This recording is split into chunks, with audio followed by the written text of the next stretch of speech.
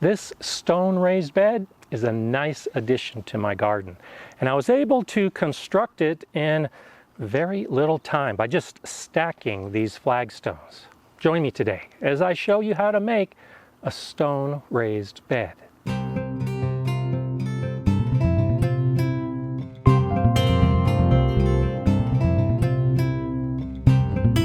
Hi, I'm Gardener Scott, and I think this bed looks great. I really like the way that it sits against this pollinator garden. I'll be putting some bushes in, more flowers. It's really going to become a nice focal point for this area of the garden. One of the nice things about a stone raised bed like this is not only is it relatively easy to make, you don't need any construction skills, just the ability to pick up a few stones, but it's relatively permanent as well. All of my wooden raised beds that I have in my vegetable garden will eventually break down and those boards will need to be replaced. That's not the case with a stone raised bed.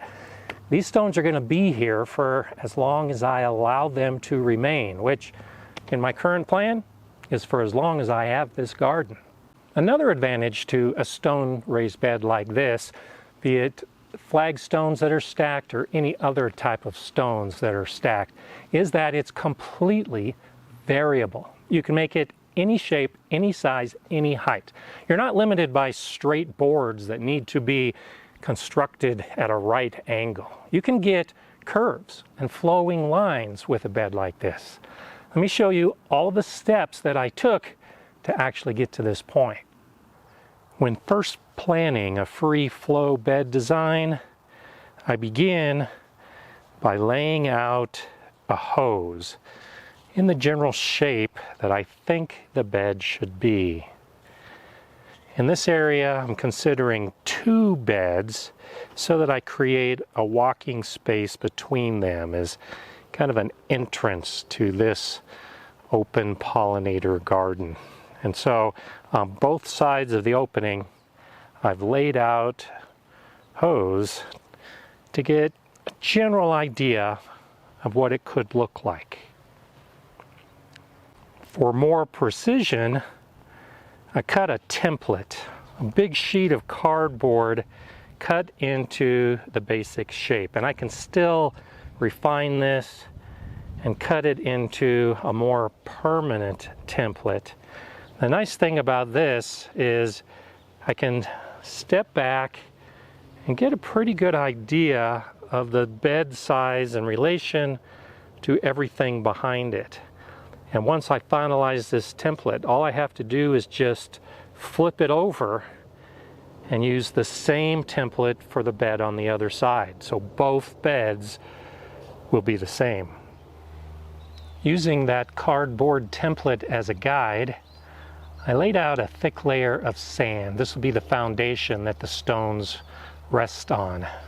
And to make things a little bit easier, I went ahead and put a number of stones in position.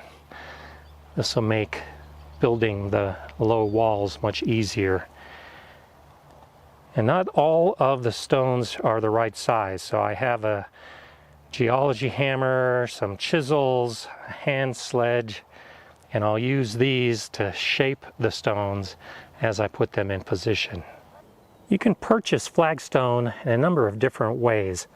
I'm doing this project in conjunction with another patio project. So I bought these big slabs, and then I'm breaking the slabs into smaller pieces to fit the construction of these raised beds.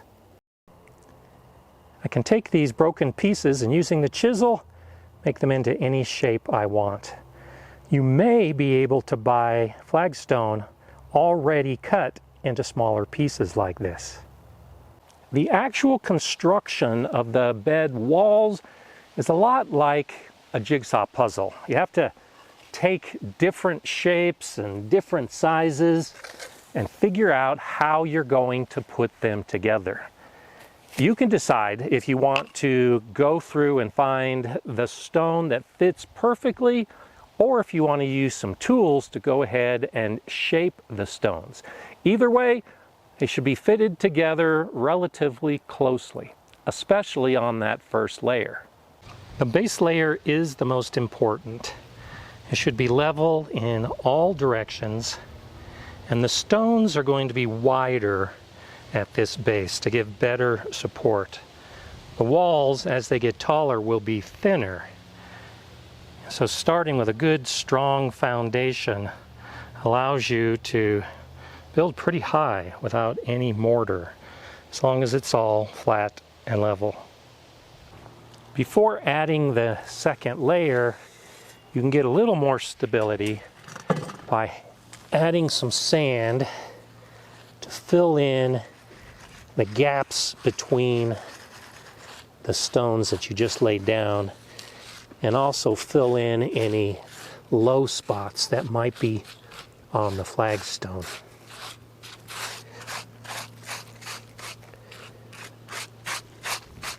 This section is now ready for stone. When you have a section like this with a lot of smaller stones, you can put a single big stone over some of the small ones, and this is definitely going to add stability as it ties in all of these joints. As you lay the stones, make sure that each layer covers up the joint below it. You want to have staggered joints between each layer. You don't want to have vertical lines between each of the levels. You don't need to wait until the walls are completely built to start filling the bed. In fact, I think it's a good idea to actually fill as you build. I start with a layer of some wood, pine needles, and then just throw some of my native soil on top of that. As you add the soil, it's going to support all of these internal edges. So as you build the bed higher, you're building on an even more stable foundation because you have this soil in the base. As I add soil to the bed, I go ahead and water the soil real well to help it settle into the joints. I'm not as concerned about how close together the stones are, how tight the joints are on the lower levels, but as I get to the top, I want to have some tighter joints that will help with the stability, making sure all of these stones are locked together, and I also think it looks better. I constructed this bed with just the stones stacked on top of each other. The weight of the stones and the soil that's inside the bed will help hold everything together. If you're making a much taller bed, or you want a bed that is definitely sturdy and won't have any chance of shifting, consider using mortar between the joints and to lock all of the stones together. I can still come up a few levels without any concern whatsoever. I like this height right now, but I may go ahead and add a few over time if I realize that I do need more height. The plants I'm growing in here are not going to need that extra amount of soil, but I may determine over time that that height will give a better look. And that's another advantage to this type of bed, is the variability. I can always add more stones and always make it higher. I'm already looking to the other side. I've already started laying the sand for the foundation of the second bed, and have set up some of the flagstone so it'll be easy to put into place. So I'll have two raised beds, one on each side. As I said in the beginning, this will be the primary entrance point to this area of my garden that'll have more trees and more bushes and more shrubs and more flowers. And it all begins with this anchor, the beds that are going to be here with a wonderful look to my garden. If you want to see some of the other beds that I've built, take a look at some of these videos. I'm Gardener Scott. Enjoy gardening.